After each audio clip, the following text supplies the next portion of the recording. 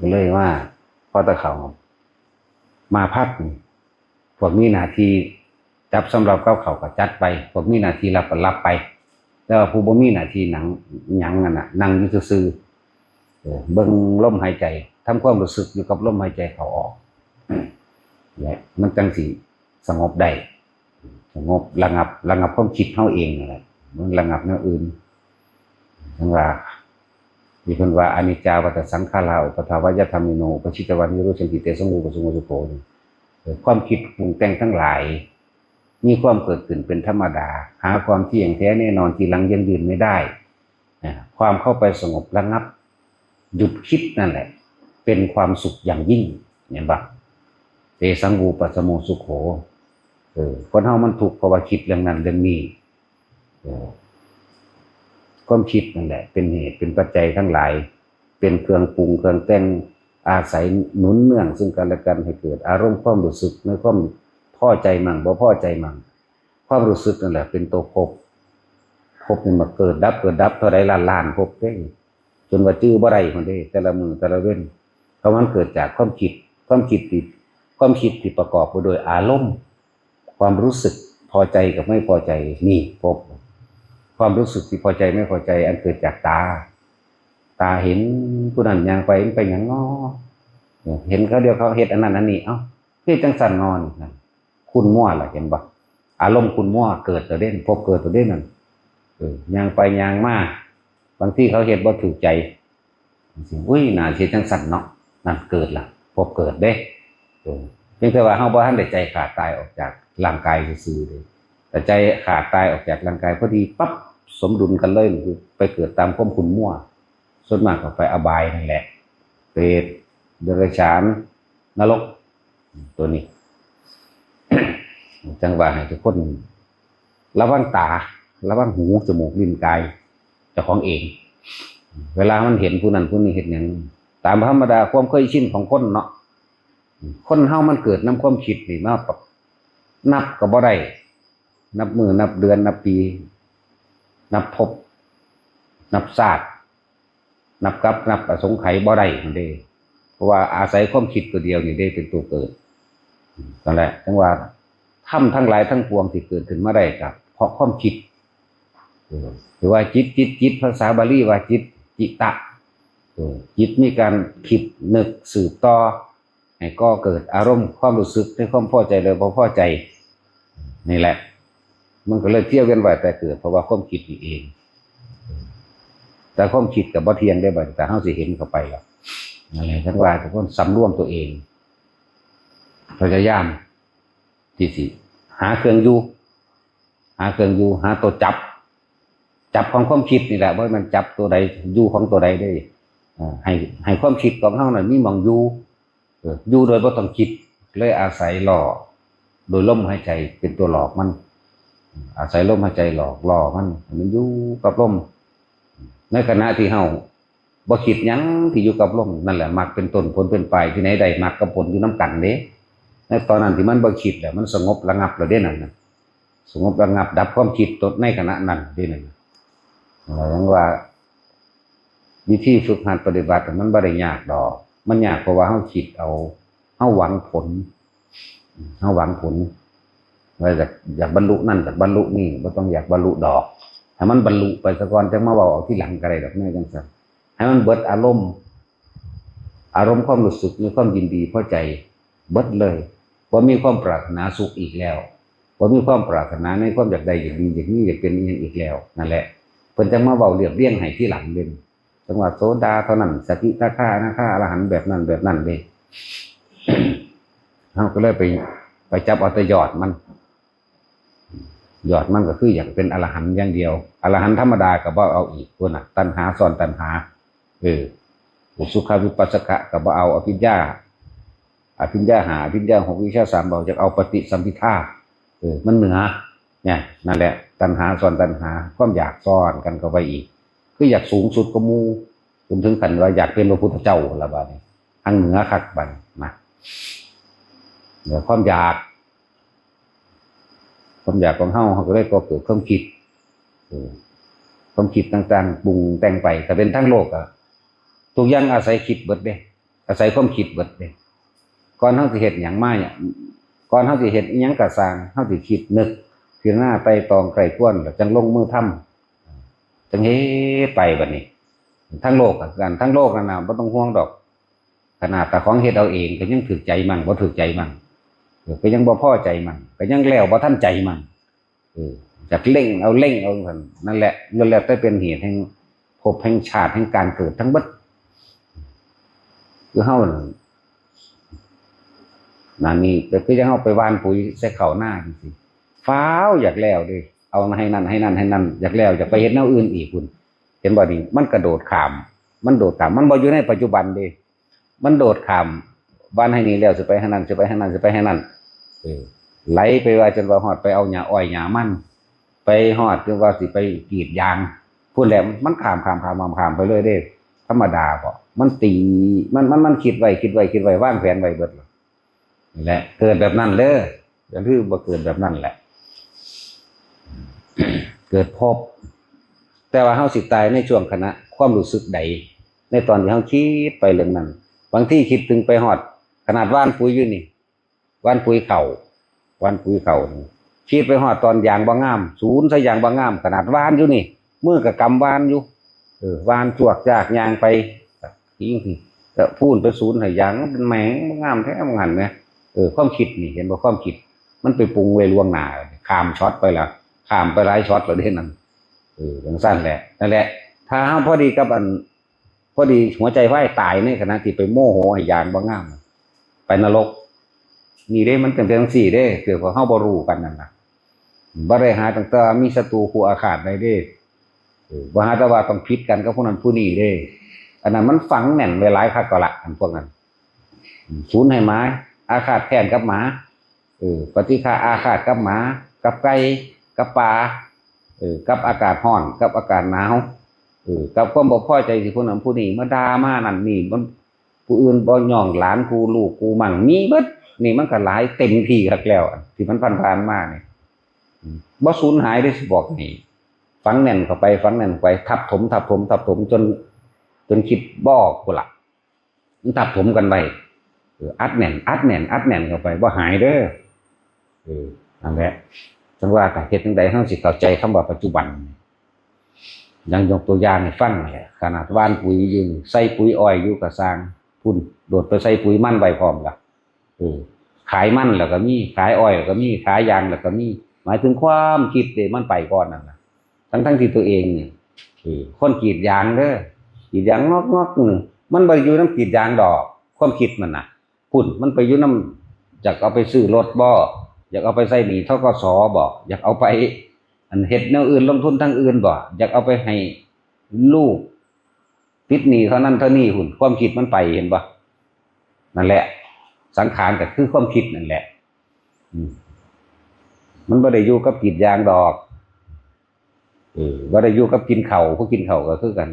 แต่มันจกกินข้าวอยู่ดีๆนี่แหละแต่ความคิดมันไปหาลูกเต้าแล้วหลานไปหาให้หาหน้าหาสัตว์เลี้ยงผู้ใดมีงัวมีควายก็ไปน้องงัวน้องควายจะแก้มใดมันสิขึ้นราคาต้องอันนั้นต้องอันนี้นั่นแหละเกิดเบิดนั่นแหละตอนนั้นเด้อตอนที่เฮาขี่หมุนวนเวียนอยู่นี่เกิดเบิดพวกนี้พบเกิดเด้จักบ่แต่สิตายในช่วงระหว่างใดที่เฮาไปอารมณ์ค้างจักบ่อารมณ์ค้างปุ๊บสิตายในระหว่างบ่พอใจงัวบ่อ้วนบ่พอใจเขาให้ราคาถูกบ่นั่นอันตัวบ่พอใจมันตะลงเบิดเด้นั่นอบายภูมิเปรตสุรกายสันนรกเดรัจฉานนี่พูดถึงว่าเพชรทั้งคนทางโลกมันเป็นแบบนี้ความอยากได้อยากดีอยากมีอยากเป็นเพราะว่าเฮาบ่รู้ว่าสิ่งทั้งหลายทั้งปวงเป็นเหตุเป็นปัจจัยประกอบกันขึ้นแล้วเพื่อให้สัตว์ทั้งหลายเว้นไว้แต่เกิดเพราะความอยากตัวเดียวสั่นอันอยากตัวเดียวนี่มันร่วมลงตรงว่าปรารถนาสุขนั่นเองเฮาปรารถนาความสุขเลยเฮาจังดิ้นรนขวนขวายเฮาจังหาเฮาจังเฮ็ดแต่เฮาบ่ฮู้ว่ามันเป็นการสืบต่อของภพของชาติที่เฮากำลังคิดจะก่อเกิดอารมณ์คิดอารมณ์นั่นแหละภพชาติเกิดแบบนั้นพอใจมั่งบ่พอใจมั่งไอ้ที่เฉยๆซื่อๆอันสิเป็นอุเบกขานี่หาบ่มีเลยขนาดเฮามาปฏิบัติยังก็ยังยากอยู่เนาะ นั่นแหละสัตว์ทั้งหลายจนกว่าจะเกิดแบบนั้นเกิดโดยโมโหตายเพิ่มในขณะที่อารมณ์ข้างมีความอาฆาตปฏิฆาตอาฆาตบาดหมางกับคนผู้ใดผู้หนึ่งมาข้างไว้ไปนรกพ้นจากนรกออกมาเลี้ยงไรลำดับตามบริวารมากจนบางพระปรีจนบางมาเดรัจฉานบ้ายักย่ำใดจะไปเกิดเป็นคนอีกธรรมดาวะเพราะบ่รู้พวกเข้าบัดนี้หันกมาสำหรับผู้มาปฏิบั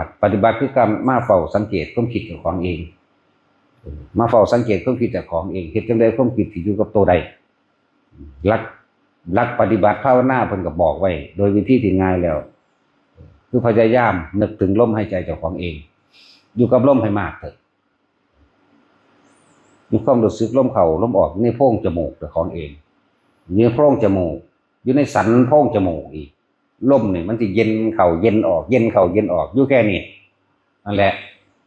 อุปทวยธรรมมิโนล่ะอุปชิตวานิรุชันติเตสังอุปสมโมสุโขเด้นั่นความเข้าไปสงบระงับดับความคิดความเข้าไปสงบระงับหยุดความคิด โดยเอาความคิดไปกับลมนั่นแหละ มันก็บ่คิดมันคิดบ่ออกหรอกผมอยู่กับลมแล้ว นั่นแหละจังว่าบางคนเขาบัดนี้เอาตัวปฏิบัติลึกเข้าไปอีกแน่แค่เฮามีสติรู้อยู่กับลมหายใจเขาออกแค่นี้แหละมันก็หยุดแล้วในระดับหนึ่งบัดนี้ผู้ที่เข้าไปความละเอียดลึกเข้าจนว่าเห็นเฉพาะลมเลยก็มีให้เห็นซื่อๆอย่าไปคิดหาเหตุผลอย่างอื่นเข้ามาประกอบเด้อจะไปแทรกแซงจะไปหาเหตุผลว่าอันนี้คือหยังมีผลดีหรือไรพอเห็นลมเย็นขาวนวลๆเป็นแข็งๆก็มีเป็นไหลขึ้นน้ำก็มีแล้วแต่ ไหลเข้าไหลออกไหลเข้าไหลออกบางตอนแรกเขาเป็นใหม่ๆเขาก็สิสะดุดเป็นธรรมดาเพราะว่าเขาไม่เคยเห็นก็เป็นแนวนี้ว่าตกใจคือเป็นแนวนี้นะคือขึ้นไม่เคยเห็นจะถ้าทำให้บ่อยทำให้มากมันก็เกิดความเคยชินมันก็เลยเป็นเห็นซื่อๆเห็นนี่บ่แม่นตาเห็นเด้เห็นในลึกๆใจเห็นเด้ใจเห็นความรู้สึกเห็นก็ว่า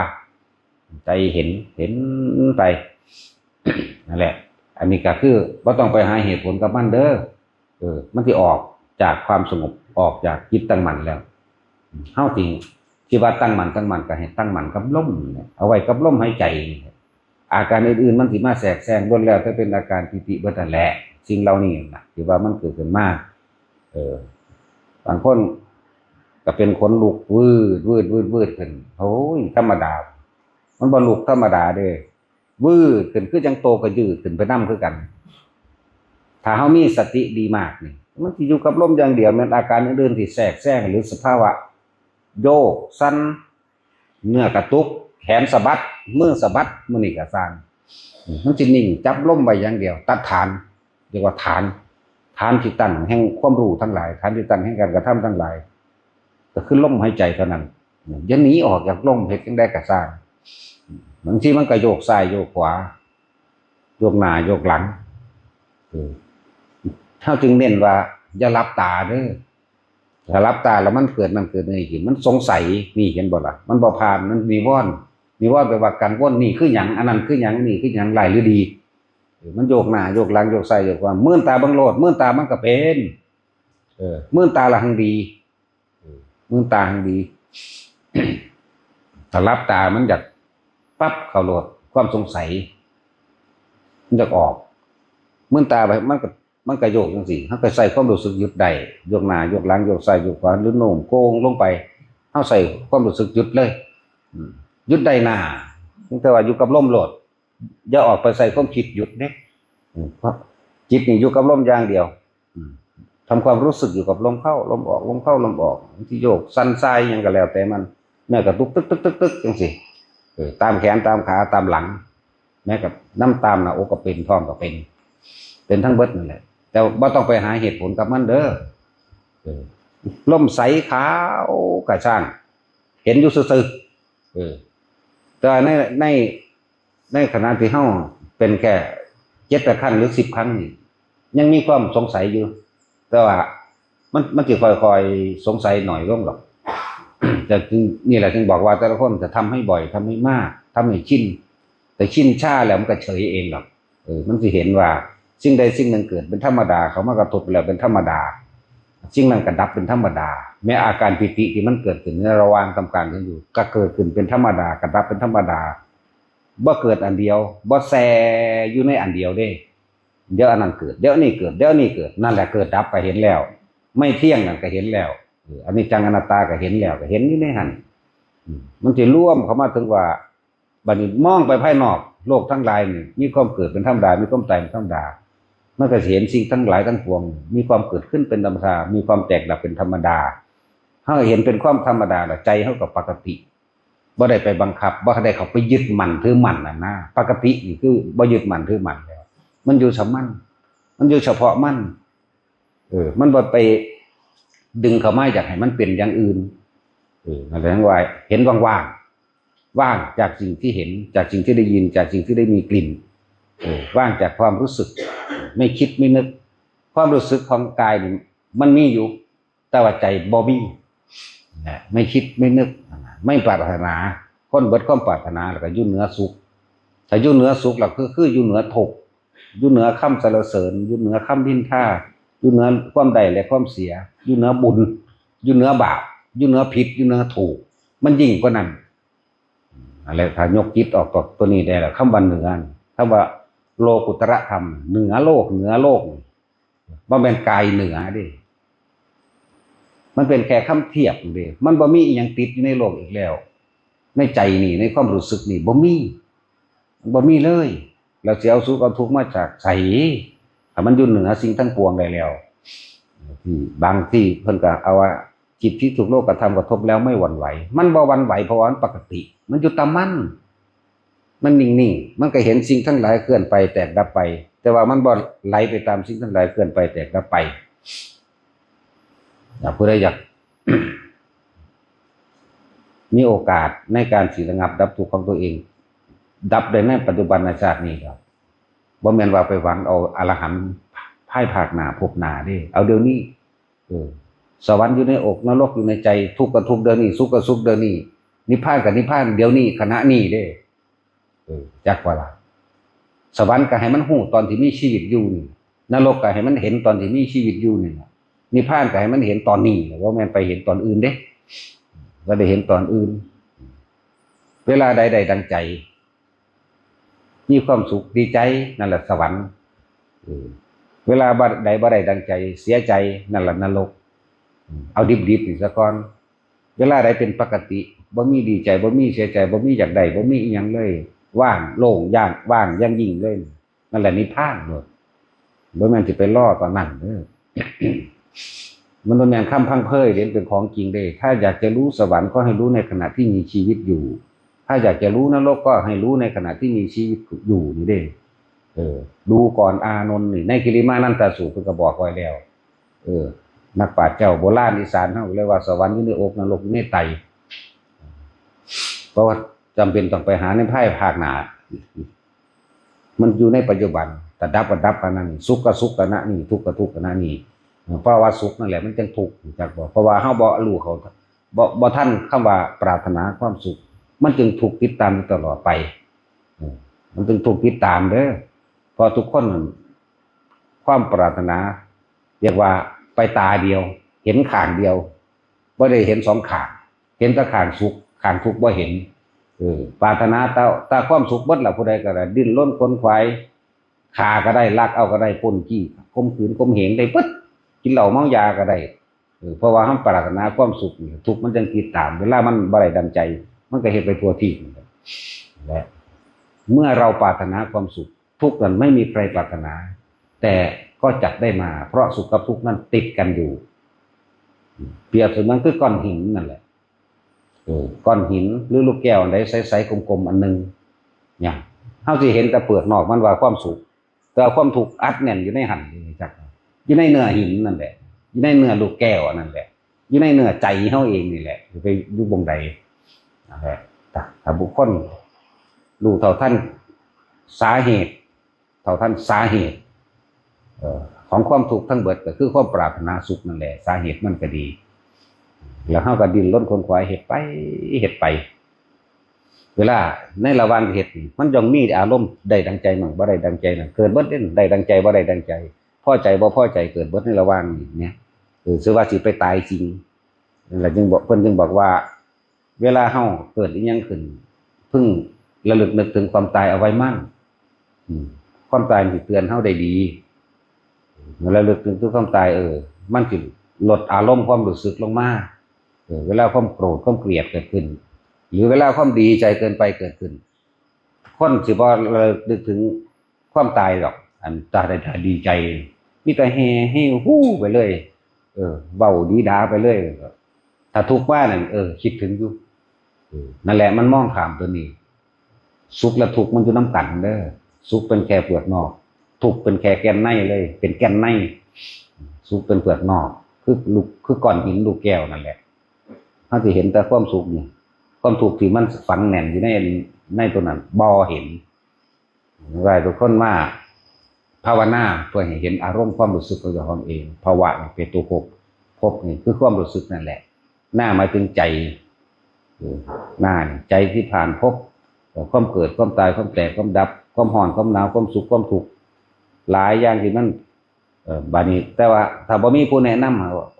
ภาวะนี่มันเป็นหยังภาวะหน้าบ่มีผู้บอกจังซี่บ่เข้าใจเด้เนี่ยเพิ่นแปลแต่ว่าทำให้เกิดขึ้นหรือพัฒนาตัวเองเด้เพิ่นเฮาลึกเข้าไปเลยเฮามาเบิ่งความรู้สึกกันแหละคือตัวภพความรู้สึกก่อนจะเกิดขึ้นได้ก็คือจากการคิดก็คือว่าปรารถนาในความให้มันได้สมดังใจปรารถนาสุขร่วมไว้สั่นเลยเกิดอารมณ์พอใจมั่งบ่พอใจมั่งในระหว่างผู้ใดตายไปนั่นไปละไปเกิดละอย่างสั่นอะไรจังบอกว่าพยายามหลักธรรมทั้งเบิดก็คือหลักจิตความคิดที่บ่กล่าวถึงเด็กหลักจิตหลักความคิดเป็นไปบ่ได้เพราะว่าสิ่งทั้งหลายทั้งปวงเนี่ยเกิดขึ้นเพราะว่าจิตในสังขทาธาตุนี่พวกเขาบ่เข้าใจดอกแต่ว่าจังซี่ที่สุดแห่งความรู้ทั้งหลายสัตว์ทั้งหลายเวียนว่ายตายเกิดเพราะมีความคิดปรุงแต่งถ้าอยากหยุดเกิดเพราะหยุดคิดปรุงแต่งสังขตธรรมเนี่ยสิ่งทั้งหลายทั้งปวงเกิดขึ้นได้เพราะความคิดปรุงแต่งอสังขตธรรมสิ่งทั้งหลายไม่เกิดหยุดการเกิดได้เพราะความไม่คิดปรุงแต่งนั่นแหละสังคตธรรมกับอาสังธรรมราคะนี่อาศัยราคะความยินดีพอใจในความปรารถนาสุขเป็นสังคตธรรมวิราคะนี่เห็นความคิดของเจ้าของเห็นความคิดของเจ้าของกำลังคิดไปปุ๊บหาวิธีหยุดมันได้เมื่อหยุดคิดแล้ววิราคะนี่จะดับไปเกิดบ่ได้จะเป็นแบบนั้นดังนั้นวิธีหลอกมันถึงบอกว่าเข้ามาสู่ลมหายใจมากๆเถอะไผก็ดีสร้างกำลังให้จิตมีกำลังให้กำลังนี่ก็คือความสงบของเจ้าของเองนั่นแหละสงบเรื่อยมันก็คอยเห็นไปเรื่อยคอยปล่อยว่างไปเรื่อยดอกวิธีที่เฮาฝึกอยู่นี่บ่แม่นว่ามานั่งอยู่เบิดมือบ่แม่นมาเฮ็ดกิจกรรมอะไรนึงอยู่เบิดมือแต่ว่าถ้าผู้ใดประคองสติคือความคิดของเฮาเองนึกถึงลมหายใจได้เบิดมือผู้นั้นว่าพ้นแน่มันย่างไปกระสร้างนี่รู้ลมหายใจอยู่หรือมีความรู้สึกอยู่ในกายแห่งตนกายเวทนาจิตแห่งตนกายเวทนาจิตแห่งตนพ้นจากธรรมทั้งปวงกันแล้วกันนะเพราะว่าเฮาย่างซ่าๆพวกเดินจงกรมอยู่หรือเดินไปตามทางกระสร้างรู้ลมหายใจรู้ความรู้สึกในตัวคืออาการปิติเกิดขึ้นพอดีฟ้าผ่าเปรี้ยงตายซ้ำบ่มาเกิดใจบ่นี่แหละง่ายๆได้บัดนี้บอกมองมันสิเศร้าเลยเนี่ยเศร้าเกิดจิตเฮาบ่คิดเฮาบ่ติดปริเวติดในบุคคลสัตว์สิ่งของบ่มีที่ตั้งจิตไม่มีที่ตั้งเฮาอาศัยรูปเห็นบ่รูปราคะเนี่ยเห็นบ่รูปราคะเป็นเหตุเป็นปัจจัยให้ปรุงแต่งในความอยากได้อยากดีอยากมีอยากเป็นนั่นนี่สารพัดตอนนั้นบัดวิราคะเด้มันบ่ได้คิดปรุงแต่งบ่ได้อาศัยรูปหยังเกิดขึ้นนี่จะอยู่กับลมเลยอยู่กับลมหายใจ มีอาการปิติเกิดขึ้นมาเป็นเครื่องยืนยันว่าเฮาอยู่ในกายอยู่ในเวทนาอยู่ในจิตแห่งตนเปี้ยงฟ้าผ่าตายซ้ำเป็นอย่างน้อยๆก็คืออนาคามีเลย แค่ปฐมฌานเด้อไปก็ดีจะไปหวังสูงแค่แค่นี้แหละ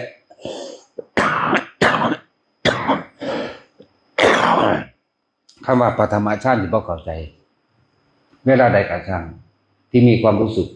ให้ตัวเองรู้ลมหายใจเข้ารู้ลมหายใจออกมีอาการปีติเกิดขึ้นนิ่มๆหน่วงๆระหว่างกลางหน้าผากกลางคิ้วนั่นแหละปฐมฌานเฮ็ดอยู่แค่นี้เดี๋ยวมันก็คิดถึงผู้นั้นนั่นจิตติดที่ไหนไปเกิดที่นั่นเท้ารู้ท่านปุ๊บมันก็เกิดกำลังมันก็ดับทิ้งจากมหันต์บ่มันบ่เอามาคิดปรุงแต่งต่อมันเข้ามาลมปั๊บเลยนั่นแหละแค่นี้เรียกว่าเห็นความเกิดดับก็ดีเห็นความบ่เที่ยงของจิตของเข้าไปอีกมันจะลึกความคิดนี่ก็บ่เป็นของเฮาบังคับบ่ได้เฮามีแค่หน้าที่รู้อยู่กับมันนี่ตัวลึกละนั่นแหละตัวลึกเข้ามา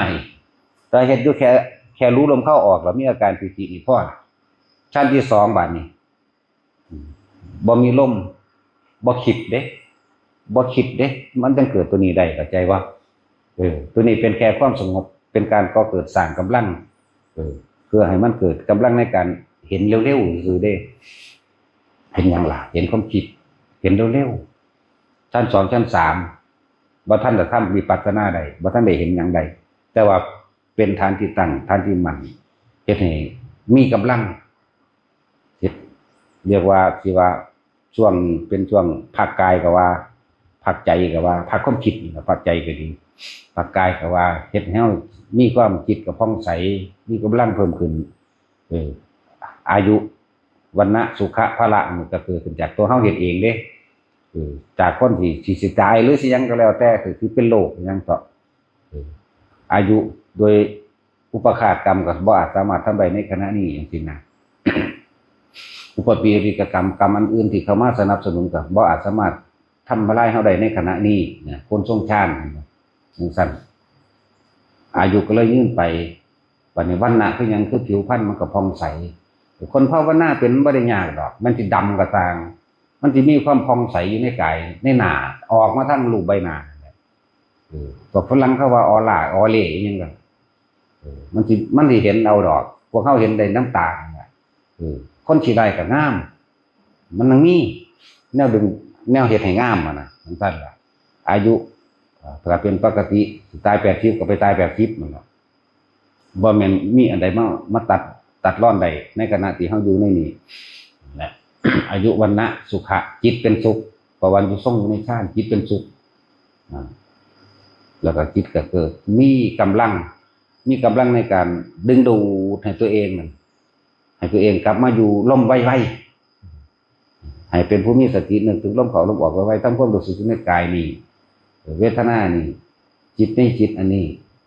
จิตในจิตคือสติกำกับจิตหรือเอาความคิดบังคับความคิดให้มันเข้ามาล่มนั่นแหละคือว่าความคิดเจ้าของเข้ามาล่มเด้อนี่แหละจิตในจิตเลยคำว่าธรรมคือสภาวะทั้งหลายทั้งปวงที่มันเกิดขึ้นแต่ว่าเฮาบ่ไหลไปตามสิ่งทั้งหลายทั้งปวงก็เรียกว่าธรรมทั้งหมดอันนี้คำว่าสังคตธรรมคือสิ่งทั้งหลายทั้งปวงมีความเกิดขึ้นปรุงแต่งเป็นไปธรรมดาอสังคตธรรมเฮาบ่ไหลไปตาม